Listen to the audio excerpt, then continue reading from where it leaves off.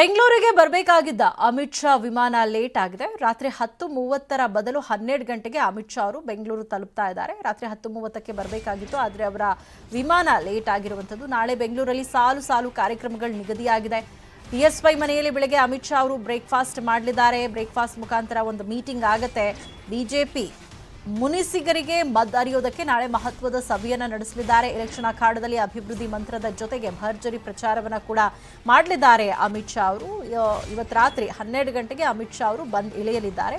ನಾಳೆ ಕೊಮ್ಮಘಟ್ಟದಲ್ಲಿ ಗೃಹ ಇಲಾಖೆ, ಸಹಕಾರ ಇಲಾಖೆ ಸಮಾವೇಶದಲ್ಲಿ ಅಮಿತ್ ಶಾ ಅವರು ಭಾಗವಹಿಸ್ತಾ ಇರುವಂಥದ್ದು.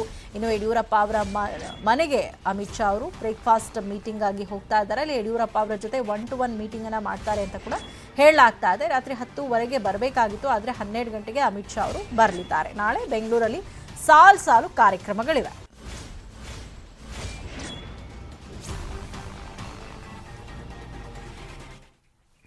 ಉರಿಗೌಡ ನಂಜೇಗೌಡ ಟೀಕಿಸೋ ಭರದಲ್ಲಿ ಹಿಂದೂ ಧರ್ಮ, ಶ್ರೀರಾಮ, ಅಯೋಧ್ಯೆ, ಬಾಬ್ರಿ ಮಸೀದಿಯನ್ನೆಲ್ಲ ಎಳೆದು ತಂದಿದ್ದು ನಟ, ಸಾಮಾಜಿಕ ಹೋರಾಟಗಾರ ಚೇತನ್. 3 ದಿನದಿಂದ ಜೈಲಲ್ಲಿದ್ದ ನಟ ಚೇತನ್ಗೆ ನ್ಯಾಯಾಲಯ ಷರತ್ತುಬದ್ಧ ಜಾಮೀನು ಮಂಜೂರು ಮಾಡಿತ್ತು. ಇವತ್ತು ಪರಪ್ಪನ ಅಗ್ರಹಾರ ಜೈಲಿಂದ ರಿಲೀಸ್ ಆದರು. ಚೇತನ್ಗೆ ಹೂವಿನ ಹಾರ ಹಾಕಿ ಜೈ ಭೀಮ್ ಘೋಷಣೆ ಕೂಗಿ ದಲಿತ ಸಂಘಟನೆ ಕಾರ್ಯಕರ್ತರು ಭರ್ಜರಿ ಸ್ವಾಗತ ಕೋರಿದ್ರು. ಹೋರಾಟಗಾರರಿಗೆ ಸೆರೆಮನೆ ಅರೆಮನೆ ಎರಡೂ ಒಂದೇ. ಮತ್ತೆ ಜೈಲಿಗೆ ಹಾಕಿದ್ರೆ ಹೋಗಲು ಸಿದ್ಧ ಅಂತ ಚೇತನ್ ಹೇಳಿಕೆ ಕೊಟ್ಟಿದ್ದಾರೆ. ದರಿದ್ರ ಸರ್ಕಾರ ಹೋದ ಸಲ 1 ವರ್ಷದ ಹಿಂದೆ ಏನು 7 ದಿನ ಇಟ್ಕೊಂಡಿದ್ರು ಒಂದು ಟ್ವೀಟ್ ಮೇಲೆ, ಅದೇ ಈ ಸಲಿನೂ ಕೂಡ ಒಂದು ಟ್ವೀಟ್ಗೋಸ್ಕರ 3 ದಿನ ಬಂಧನ ಇಟ್ಕೊಂಡಿದ್ದಾರೆ. ಒಂದ್ ಹೇಳ್ತೀನಿ, ಹೋರಾಟಗಾರರು ಅಂದ್ರೆ ಸೆರೆಮನೆ ಅರಮನೆ ಅಂತ ಇಟ್ಕೊಂಡು ಹೋಗ್ಬೇಕು. ನಾವು ಅದೇ ರೀತಿಯಲ್ಲಿ ಅವತ್ತು ಹೇಳಿದ್ದು ಇವತ್ತು ಹೇಳ್ತೀವಿ. ನಾವು ನಾಳೆ ದಿನ ಏನಾದರೂ ನಾವು ಕೂಡ ಅನ್ಯಾಯದ ವಿರುದ್ಧ ಹೋರಾಟ ಮುಂದುವರಿಸ್ತೀವಿ.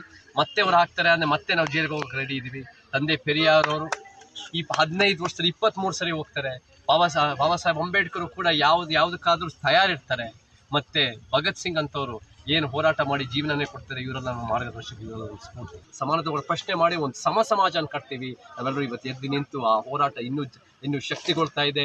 ಎಂದೆಂದಿಗೂ ಇನ್ನು ಮುಂದುವರಿಸ್ತೀವಿ. ಇನ್ನೂ ಧೈರ್ಯದಿಂದ ಮಾಡ್ತೀವಿ. ನಮಗೆ ಕುಗ್ಸ ಖಂಡಿತ ಆಗಲ್ಲ. ಜೈ ಕರ್ನಾಟಕ.